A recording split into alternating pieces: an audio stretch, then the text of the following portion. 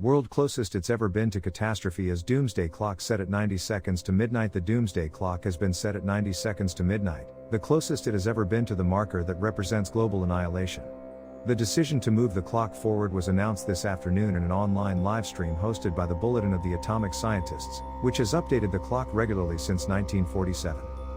For the first time, the announcement was given in 3 languages: English, Russian, and Ukrainian, a sign of how integral the conflict in Ukraine was to the scientists' decision.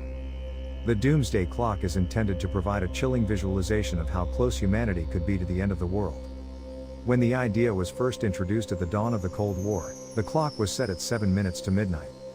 Since then, the minute hand has bounced back and forth several times, with the furthest distance coming in the early 90s with the collapse of the Soviet Union.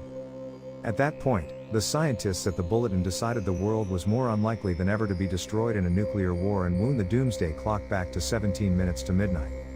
However, by 2020 they were feeling a lot more pessimistic and the clock was set at 100 seconds to midnight, closer than it had ever been to annihilation.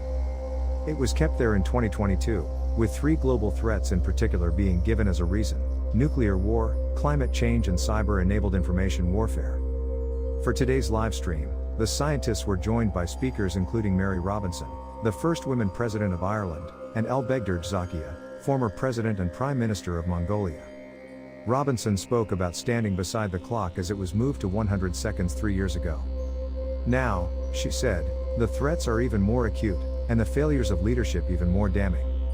The Russian invasion of Ukraine, which took place the month after last year's announcement, was repeatedly cited during the announcement as the largest reason for the decision to move the minute hand forward. As that conflict has drawn on, concern has risen over the likelihood of Russia using nuclear weapons in the field.